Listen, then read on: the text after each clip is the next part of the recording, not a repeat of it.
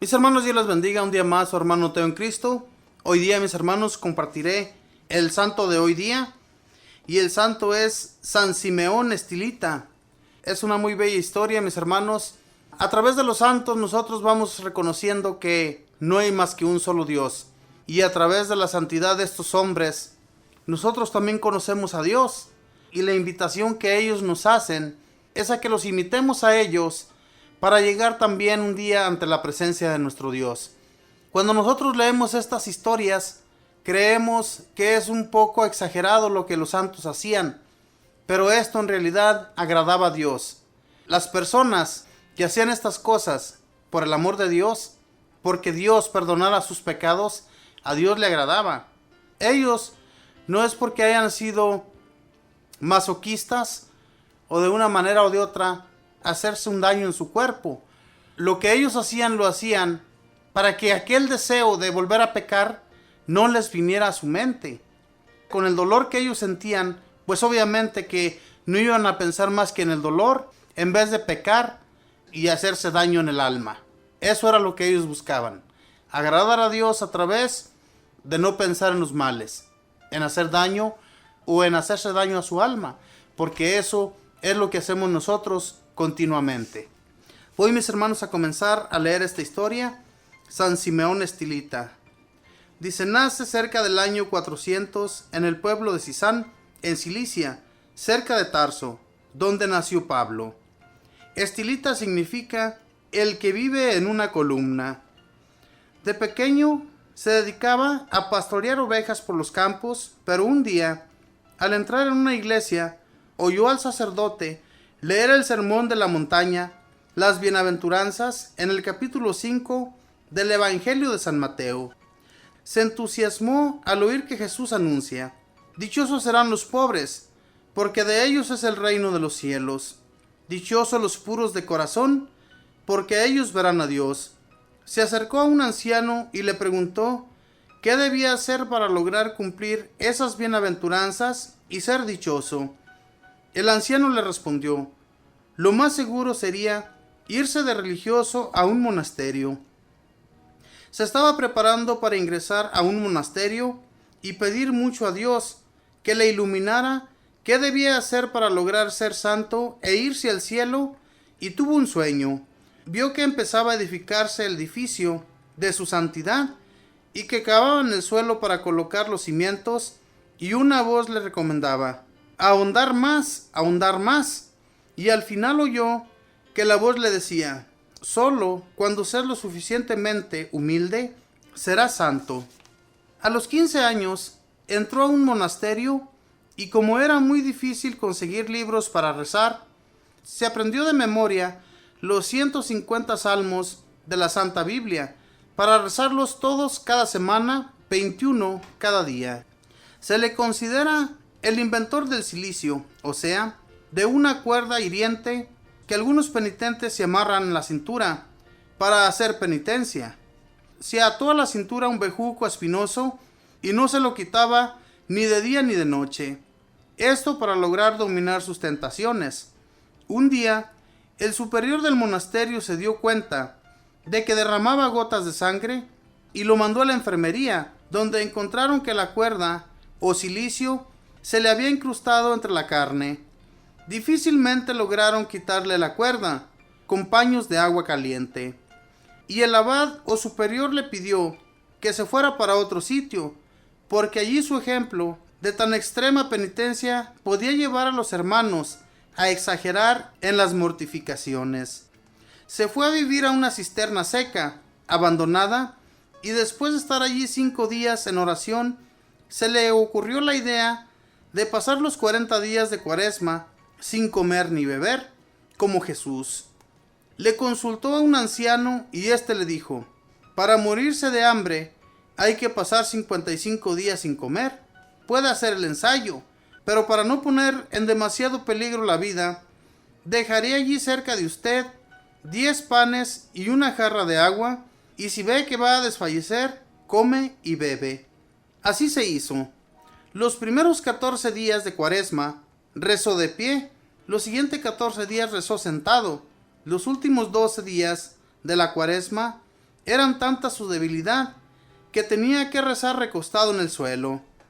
El domingo de resurrección llegó el anciano y lo encontró desmayado y el agua y los panes sin probar. Le mojó los labios con un algodón empapado en agua, le dio un poquito de pan y recobró las fuerzas. Así pasó todas las demás cuaresmas de su larga vida, como penitencia de sus pecados y para obtener la conversión de los pecadores.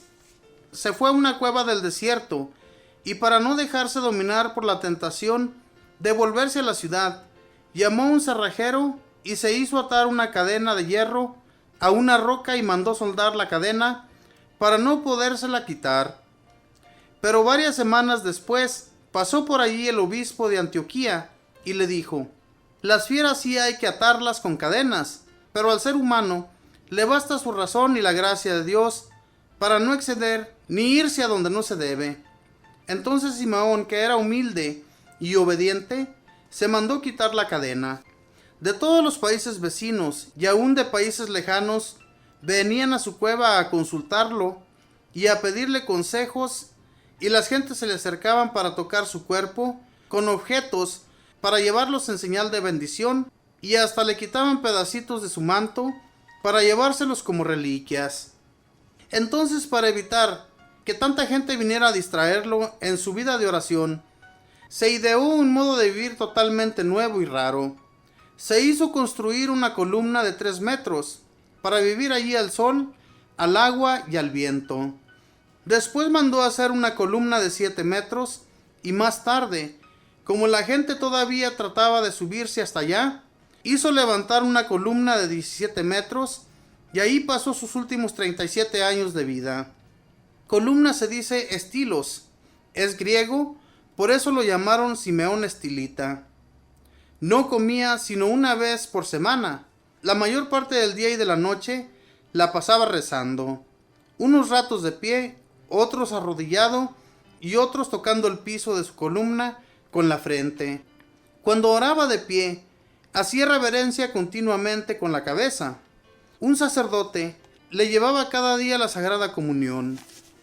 Para que nadie vaya a creer que esto que estamos narrando son cuentos inventados o leyendas, recordemos que la vida de San Simeón Estilita la escribió Teodoreto, quien era monje en aquel tiempo y luego fue obispo de Ciro, ciudad cercana al sitio de los Hechos. Un siglo más tarde, un famoso abogado llamado Evagrio escribió también la historia de San Simeón y dice que las personas que fueron testigos de la vida de este santo afirman que todo lo que cuenta Teodoreto es cierto. La gente acudía por montones a pedir consejos a Simeón el Estilita. Él les predicaba 2 veces por día desde su columna y los corregía de sus malas costumbres. Y entre sermón y sermón oía sus súplicas, oraba por ellos y resolvía pleitos entre los que estaban peleados para amistarlos otra vez. A muchos ricos los convencía para que perdonaran las deudas a los pobres que no les podían pagar. Convirtió a miles de paganos. Un famoso asesino, al oírlo predicar, empezó a pedir perdón a Dios a gritos y llorando. Algunos lo insultaban para probar su paciencia y nunca respondió los insultos ni demostró disgusto por ellos. Hasta obispos venían a consultarlo, y el emperador Marciano de Constantinopla se disfrazó de peregrino y se fue a escucharlo y se quedó admirado del modo tan santo como vivía y hablaba. Para saber que la vida que llevaba en la columna era santidad y virtud y no solo un capricho, los monjes vecinos vinieron y le dieron órdenes a gritos de que se bajara de la columna y se fuera a vivir con los demás. Simeón, que sabía que sin humildad y obediencia no hay santidad, se dispuso inmediatamente a bajarse de allí, pero los monjes, al ver su docilidad, le gritaron que se quedara otra vez allá arriba, porque esa era la voluntad de Dios. Murió el 5 de enero del año 459. Estaba arrodillado rezando, con la cabeza inclinada, y así quedó muerto, como si estuviera dormido. El emperador tuvo que mandar un batallón de ejército porque la gente quería llevarse el cadáver, cada uno para su ciudad. En su sepulcro se obraron muchos milagros, y junto al sitio de esta columna se construyó un gran monasterio para monjes que deseaban hacer penitencia. Señor Jesucristo, haz que como Simeón el estilita, recordemos todas aquellas palabras tuyas. Si no hacéis penitencia, todos pereceréis. Y que nos dediquemos también a ofrecer penitencia por nuestros pecados y por los pecados del mundo entero. Amén. Señor Dios, dichosos quien confían en ti. Salmo 83. Esta fue la historia de San Simeón Estilita. Y como les decía, mis hermanos, no es porque las personas quieran a veces hacerse daño en su cuerpo solamente por hacerse daño. No. Él lo hacía porque quería quitarse todo pecado o todo modo, mis hermanos, que a veces nos viene a la mente, que pensamos en hacer daño o tenemos malos pensamientos sobre otras personas, a veces sobre mujeres. Y todo eso él lo hacía para que no le llegara esa tentación. Las tentaciones nos llegan continuamente. Y este hombre hacía su penitencia para eso, para que las tentaciones no vinieran a él. Por eso se la pasaba rezando, pidiendo a Dios por los pecadores y por sus propios pecados. Que yo no creo que este hombre haya pecado como nosotros pecamos hoy en la actualidad. A nosotros se nos viene un pensamiento malo a la mente y rapiditamente lo llevamos a cabo. Y esto no debe de pasar, hermanos. Las personas que lo buscaban para darles consejos. Los consejos que él les daba cambiaba totalmente a las personas. Miren, este hombre de Constantinopla, que era gobernador de allá, de esa ciudad, vino disfrazado para escucharlo. Y cuando escuchó cómo hablaba este hombre, creyó en realidad que era un santo. Y los obispos y sacerdotes que venían también ante él para que les diera un consejo, los consejos que él daba cambiaban el modo de pensar o el modo de ser de aquel sacerdote o de aquel obispo. Porque no todos en la viña del Señor son buenos, aunque sean sacerdotes. Y estos hombres cambiaban su vida. Lo que hagamos nosotros, mis hermanos, si queremos hacer penitencia, hagámosla. No es malo hacer penitencia. Fíjese los días que duró él sin comer. 40 días y 40 noches sin comer. Ni beber agua no es fácil. Aquel anciano que le dijo que lo podía hacer, pero que le iba a dejar unos panes y una jarra de agua para que si se sentía totalmente debilitado, comiera y bebiera. Pero ya los últimos días ni siquiera se acordó de lo debilitado que estaba. Se desmayó y este anciano vino y le empapó los labios con un algodón, con agua, y le dio pan de comer y recobró sus fuerzas. Y todas las demás cuaresmas pasaba lo mismo, sin comer ni beber. ¿Quién de nosotros somos capaces de hacer algo así como este hombre? Nadie, hermanos, porque nadie tenemos la fuerza ni la voluntad de llevar a cabo estas cosas. Si la tuviéramos, lo haríamos por amor a Dios, pero no lo hacemos porque a veces somos cobardes. No podemos realizar tales cosas porque no tenemos el espíritu como aquellas personas lo tenían. Si lo tuviéramos, lo haríamos y estaríamos mucho más cerca de Dios, pero no lo estamos porque no nos atrevemos. Mis hermanos, que Dios les bendiga, que pase un feliz día. Bendiciones.